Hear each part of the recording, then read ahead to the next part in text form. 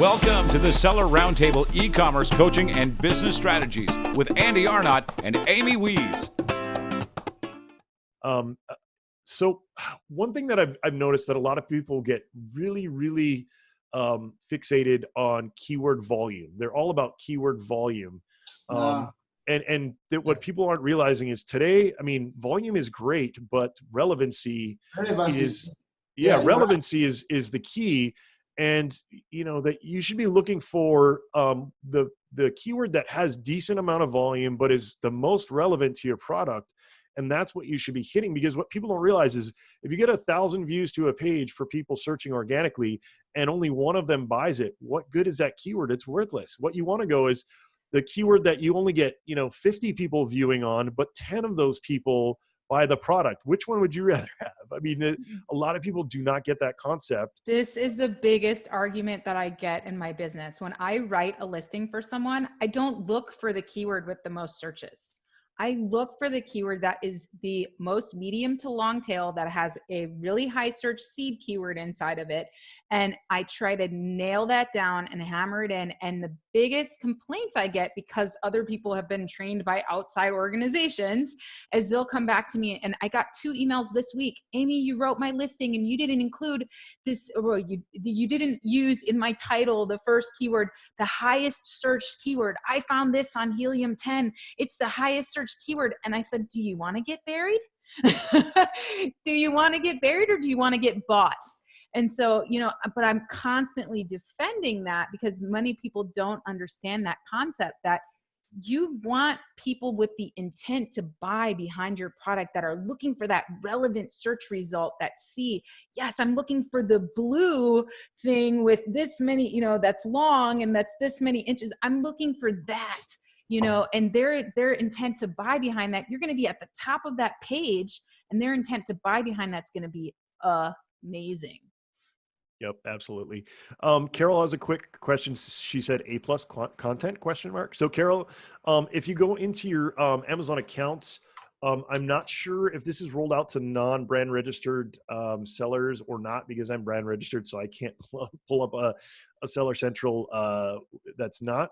But it's under the advertising heading. You'll see a little click item that says A+ content. You click on that, and what it is it's just like building a little web page. It's a template for your Amazon product that lets you add graphics. So in other words, in a traditional Amazon listing, you have the title, the bullet points, and the description, and that's about it. But with A+ content, while you're scrolling down, it's almost like you get to build a little web page on top of your product listing that lets you add more photos, videos, kind of descriptions on the photos.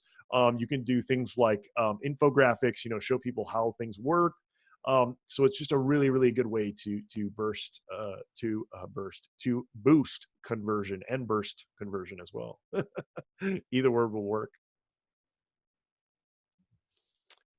All right, so Marco, do you have any type of systems in place when you're writing a listing, like a checklist? Have you been doing it long enough where you just go by the top of your head, or Amy and I are big into systems now, where it's like our new, or at least I know for me, I'm still like obsessed with it because I'm not good at it. So I'm continuing to try to systematize as much as I can. I hound my wife Molly now that she's getting more and more into real estate. She's complaining about missing things and not doing things. I said, well, do you have a system for that? She goes, no. And I said, well, that's a problem. No, I understand that a good schoolboy should use a checklist, but they are something out of my mind. So let's say I now, after 3-4 years, I go my way. I mean, I have my system. Okay, I usually start from the keyword research. I mean, I open up all kinds of daily stuff like keyword to the dominator, all stuffs. And I try to collect a very big list of keywords. Some of them, most of them, they will be useless, but the more I have, the safer I feel. So the first couple of hours of my optimization, I use them to collect 3, 4, 5,000 keywords. Okay. Then I start to put them in, to rank them in order to prioritize them. And once I understand what are the first couple of, let's say 20 most important keywords, I start thinking about the title, and then bullet points and product description. A small trick that I now use after so many years is that I try to build up relatively short sentences that at the beginning I thinking to use for the bullet points, but at the end of the story I create 20-25 bullet points. Of course they are too much, and so what I do, I don't waste anything. Like when you kill a pig, okay? So I build, once I prepare the 5 bullet points, then I can use quite a bunch of other sentences to build very quickly a good product description. So 5 bullet points, the best, let's say, bullet point. Everything else I put in the product description. This is, let's say, my working system. Gotcha. Yeah. What do you think of in terms of seasonality? Do any of your clients come to you and say, "Hey, I want to get some Christmas stuff going," or are you doing any of that? And if so, how do you approach your listing building differently than normal? Usually, I try to, if a customer asks me like this, something like this, I try to include this. I have a list of let's say keywords. Some list of keywords.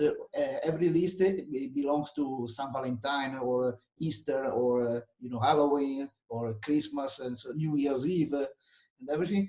And I pick up this list from my files, and I try to include some let's say hopefully powerful keywords in their listing. So I slightly change their listing for the occasion, for the period where we are talking. So if they want to increase the Christmas sales, I tell them, okay, for a couple of months from October, because of course I can't change the listing 24th of December. From October onward, I try to slightly modify their listing in view of the Christmas sales by canceling some sentences and changing and putting in the search tabs, doing some strange things, strange for them, not for me, but I know what I'm doing. But okay, and I try to, let's say, slight modification to listing according to seasonal keywords, let's say. Yeah, Amazon's getting exerting more control on the catalog as well. Before, even if you're brand registered, or when you're brand registered in the past, you could easily change your title. Now I've noticed, even though I'm brand registered, sometimes they won't let you change the title. You have to go to the catalog team and say, "Hey, you've locked my title. Why?" And usually the titles that they lock it to are horrible. They are Amazon best practice or what they preach, but is not what's going to get you the most amount of sales. So you have to go in there and kind of wrangle with them. What I did notice though, and I don't know if this still works, I haven't tested it recently, but how you can kind of get around that, I've noticed, is if you change just a couple of words at a time. Yeah. So change a couple of words, save it, it'll update, and then you go back, the next day, then you update a couple more. It's extremely tedious. You are better off just to go to the catalog team. But what the catalog team will do, which this is why I love this trick, is if the catalog team says, "Oh no, we need a link to your website to make sure that that's what it's supposed to be," is you just spin up like a WooCommerce site, even if you don't have, or a Shopify site or whatever, and you make that listing exactly how you want it to look on Amazon, and then you send them the link and they will update it to that. So this is the number one reason I tell people to have a website, because well, other than you should have a website, like hello, you should have a website. Why don't you have a website? But yeah, it's so easy, and it's totally love it. But not everybody has the skills to very quickly update that. But that's today, you guys, with web builders and with visual with builders, Shopify, exactly, with Shopify, or even a ClickFunnels page, or whatever you need to do in order to make that happen. I mean, even Wix, and I mean, there's so many like simple softwares now that you can spin up even if you just spin up a single product page to get that title changed, it might be worth it in terms of getting that changed. Something else to think about too, guys, is on the back end. If you don't want to change your front listing, the front end of your listing, just use those back end keywords and put some holiday keywords or phrases back there. just remember, I always say back up your listing before you make changes, because if you do have a drastic change where it's a negative effect, which I always say, if you make a change on your listing, you need to wait at least a week to see, because it'll ebb and flow. Normally when you How change do a you listing, back it up, Andy? Most people don't know how to back up a listing. well, you can do, so the easiest way to do it, what I do before I do any major changes, is I email seller support and I ask them to enable category listing reports. And then that'll let you download your entire catalog in a format that will let you re-upload it after you make mass changes. It's also great for backing content up before you make any big changes.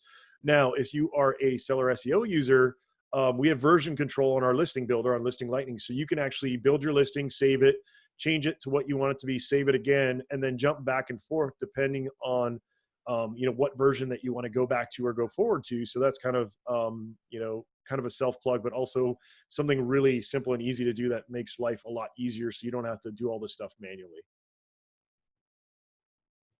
All right, so Marco, any advice you want to give that we haven't covered yet in terms of getting a listing that you feel is going to be a winner? So, any advice? Yes. $1 million question. Yeah, sorry, that's not really okay. So we'll hit some questions here before we move on, and I'm sure Amy might have some. Amy always has some good questions that she jumps in with to follow me up. But so Carol's asking if I developed the Airtable system. So Carol, I think you might be talking about the PPC system that I talked about like a lot of episodes ago that I had built in Airtable, but it ended up being about 140 lines long. So I decided to scrap it, because if I were to pass that off to somebody else, it would just be, you'd want to pull your hair out, especially since those processes are changing so quickly. We built Amy and I are in the process. We're about a little more than halfway through our PPC masterclass. And that's where we're kind of, teaching everybody how to do PPC. And that's with, step-by-step kind of instructions and best practices and things like that.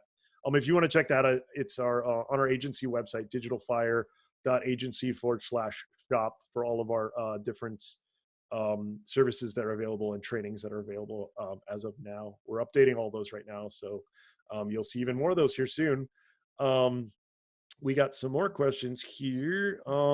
Kevin's asking, Marco, this is a great one for you. How do you optimize in EU markets with the language barrier? So somebody from the US trying to optimize overseas, unless they're going to hire you, any suggestions? I know a lot of people are probably using Google Translate and things like that. Is that what you suggest, or do you have any? When I started my agency, I adopted this system, which is a simple but quite efficient, let's say. But of course, I passed through many mistakes. First of all, I start optimization in my own mother language, in Italian, okay? Once I optimize the page, I put all the SEO and everything. Then I created a small network in each country, which means Spain, France, Germany, UK. I took agreement with at least a couple of professional translators. Some of them, they were already friends of mine. Some others I found on the way. So I prepare my page in Italian. Once it's 100% ready, I send the page to them, to each of them. If the customer asks me for a translation optimization for Spanish or France, Amazon France or Amazon Spain, for example. Once I ask them to return the page within 24 hours, or sorry, 48 hours. So I give them a couple of days, so they are not pushed too much by me. Once they send me the literal translation, I empower it, I enforce it with SEO. Why? Because even if I want a perfect literal translation, but for me is a starting point, which means once I have the Spanish version of the Italian page, optimized Italian page, then I need to put some relevant keywords. And this is not a work that the translator is supposed to do. I do by myself. But so the basement of the building is the Italian page. The development is the literal translation in the other foreign language, European foreign language, and the final point is my SEO optimization in Spanish or in French, for example. Oh, So this is awesome. the system. Don't use Google. Okay, I use the DeepL translator. I use Google Translator, but the Amazon series is totally another thing. So I prefer to pay some money to a good professional translator, mother language, and once I have the page that is perfectly translated, then I put some SEO and they publish. Excellent. So Kevin was asking about method to back up photos. So Kevin, if you pull that category listing report, usually it also backs up the photos because it'll have a link in your main, at least the main photo. I don't know about the secondary photos, but if you pull that report, you'll see on the main photo column that there is the URL to the photograph that was in place when you pulled the report. So if you re-upload it, it should go back to the way it was. Now, a caveat to that is if somebody screws up a parent-child listing, that it can get mucky. I mean, I remember it's gotten so much better now, but I remember years ago literally having to spend days of my life, even with that category listing report, trying to update parent-child relationships and having like one little thing wrong and it spits out, said it was wrong. You know, they didn't have that draft option where they have now, and they have all these tools in place now that make it so much easier, but it used to be literally like pulling teeth. Andy's saying for the tip on the catalog team, he tried to get his title updated and they still restricted him to 80 characters. Yeah, Andy, it's one of those things where you have to keep hounding them. I always say if you don't get what you want on Amazon from one seller support agent, just keep submitting it. Somebody else might make it happen for you. But yeah, they're getting really, really hard to deal with when it comes to actually having an optimized product title and some of the other parts of the listing.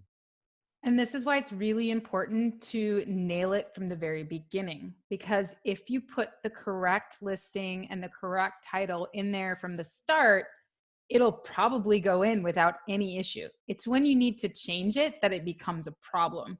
So really get after your listing optimization or hire a professional from the start, so that you're not having to make major changes. Often if you're just having to make a few changes, it's okay. But if you're trying to change around the whole, if you're using somebody like me who's going to try to set your canonical URL and, you know, have everything right in your title, well, Amazon's not going to like that. They're going to send back this, well, it's not within our style guideline and you need to have the brand here and the sizing here and stuff that doesn't even make sense for your product, right? So, you know, that's when I have to get like super, what I'll do if somebody has that problem, they'll come back to me and say, Amazon's saying this. So I literally copy and paste the format that they wanted in, and I just use the same title and just change around stuff. And then we resubmit it and it usually works. But yeah, you have to do it exactly like they ask, but you can still sometimes make your own little tweaks and play the game. So Andy's asking, holiday phrases are those generic? Are these generic best example Christmas toy for 3-year-old, or do you need to be specific to your product? Best dinosaur toys for Christmas 3-year-old toys. So Andy, you don't want to go too specific. I think you're talking in terms of PPC. On the SEO front, you can go fairly specific, but on the PPC side, you want to go a little more broad than that, because otherwise you'll get very few impressions. So I think that's what you're talking about. Another really cool tool that I use to spin up a lot of keywords and things that people don't think about. It's kind of a secret tool. I can't believe I'm sharing this, Amy. You know, I always overshare. I can believe it. It's keywordin.com, and there's a couple options. One says generate keywords for SEO and PPC. And what that does is it let you use modifiers. So you can do a list of modifiers on one side. So they have examples in there right now: buy, shop for, purchase, and then another modifier, black, white, and then another modifier, cheap, used.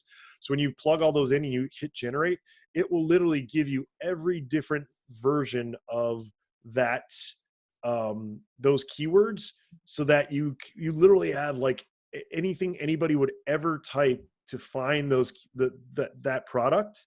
Whether it's color, whether it's, you know, terms like buy, shop for, purchase, cheap, used, etc. And that will generate a huge list of, and we've been testing this a lot, especially on our PPC, and seeing really, really good results, because a lot of the keyword tools give you stuff that, that are coming from like the Amazon autocomplete, but the Amazon autocomplete only goes for the most popular search terms. It doesn't go for the super long tail stuff.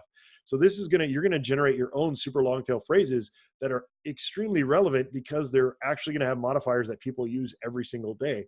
Now, some of them might not get many impressions because they're going to be super long tail by the time you get through all those modifiers, but try that tool, Andy. I think you're really going to like it. And everybody else on the podcast, now that the secret's out. What's the name of this program? It's called Keyword In, like IN, like KEYWORDIN.com, keywordin.com, and it's free. It's just like a little modifier tool. Maybe we can put the link in the chat, and that way we'll have it. Yep, also I already did. in the show It notes. should be in there. Yep. Sorry. I use a Chrome extension to called Analyze. It's not bad. Cool. It's not bad. Very cool. Yeah, so that's one of the things you guys want to try. Like I said, we've been testing that for some of our holiday stuff and having really good results for that. All right, Kevin, I don't know if there's any process to back up A+ content, but I know that I'm pretty sure you can do drafts. So you could probably just do a draft, copy the draft over when you want to change it, and then just keep the original draft there so you can go back and have that kind of original version. All right, Amy, did we miss anything in the questions? I don't think so. Somebody's asking the report. So it's the category listing report, and it's not in your account by default. You have to you have to message. Yeah, you have to message seller support and say, hey, please enable category listing reports is what they're called in your account. And the way you pull them are I believe it's under inventory reports. So main menu item inventory, then next one, inventory reports. And then once you ask seller support to enable it, they'll write you back when it's enabled. The crummy thing is they only enable it for a week, which is a pain in the ass because I literally have to open a ticket every week to ask them to re-enable it because I use that report so frequently. But then that's where you can pull that report and get it. I want it locally as well, Kevin. I wish that report was just available. It'd make life so much easier, especially for guys like us with massive catalogs. All right, Marco, so let's wrap up here because we're just about at our hour. I know that we've talked about this before. Anything new though, in terms of, you're one of those guys like me who's trying new tools, reading, listening to stuff, any favorite books, podcasts, motivational materials, things that you're kind of into right now in terms of the Amazon world or just in general? Look, nothing new because I was a little bit not update because I spent my last 2 months in hospital now, but now I'm trying to getting better and better. But the only small tip that it's not a tip, it's nothing new. I kindly suggest is to, if possible, once again, if you think you have a good item, if you think you have a good listing, think about the possibility to spend a couple of $100 and make a 1-minute video. Just to give you an idea, today we launched, one of my customers launched the chewing gum sponsored by Zlatan Ibrahimovic, the soccer player that now is playing in the USA. And Zlatan Ibrahimovic, the first thing we did was to prepare a 1-minute video. And this 1-minute video will be, of course, on their website, but it will be as a bottom picture of our listing. Because a video, I think is giving a terrible boost in any listing, because think about it, maybe only 1% of the listing have include a video. And the 99% of the listings do not include a video. So it's something that is a little bit advanced because, for example, when you are beginning, it's not easy for you to think, okay, I spent €200-300 to make a video, for my first product. But if I could come back, I should do it from the very beginning. Absolutely, to differentiate yourself. The more you stand out, the more you can make yourself different than your competitors. People can tell when they look at your listing if you're, or they get a sense of whether you're putting your time in and spending time to make that listing and make your product good or not. Right. I think it's very apparent. Yeah, absolutely. Okay, so let's see. Andy's saying halfway through the training and the PPC course is awesome, team. Hey, thanks, Andy. Really appreciate that. It is a lot of work. Amy and I, we were like, wow, this is a ton of work, but we know that we're, or at least we think we're building the literally the best, most detailed PPC course on the planet. And so I'm glad you enjoy that. And I'm looking forward to showing you the rest. It's a lot of really cool stuff. Hopefully a lot of stuff that people have never even heard of doing before. So appreciate that. Let's see here.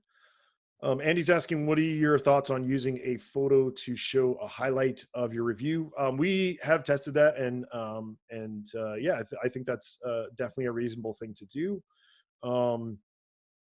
Definitely something that that you can try. You know me though, I always want to test, Andy. So make sure you're testing everything.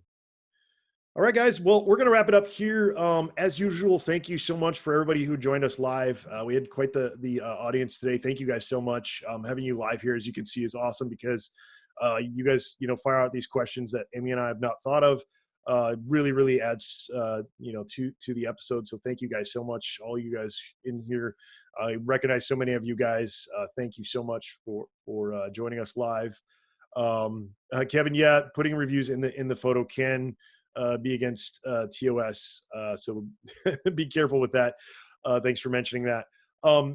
So something else we want to mention, guys, is we really appreciate you guys rating, reviewing, subscribing to this podcast. We are growing so quickly. Like Amy and I keep like being like little kids in a candy store. Whenever we look at our chartable ratings, we keep going up. And I think that's because we're giving you guys maximum value. So thank you guys so much for doing that in advance.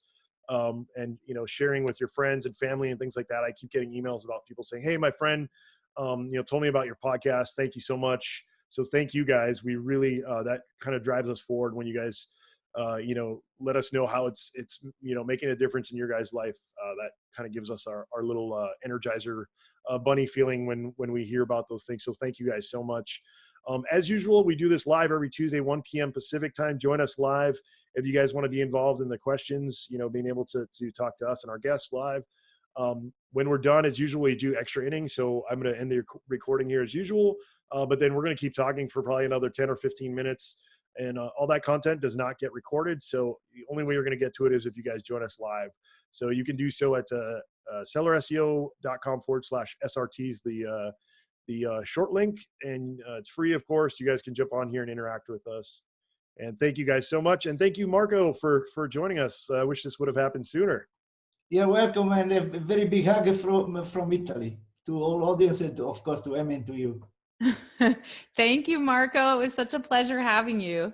Thank you very much. And if I hope to hear from you soon, but if not, have a good Christmas. Thank you so much, Marco. Really appreciate it. All right, guys, take care. We'll see you next time on Seller Roundtable. Bye. Thanks for tuning in. Join us every Tuesday at 1 p.m. Pacific Standard Time for live Q&A and bonus content after the recording at sellerroundtable.com. Sponsored by the ultimate software tool for Amazon sales and growth, sellerseo.com and amazingathome.com.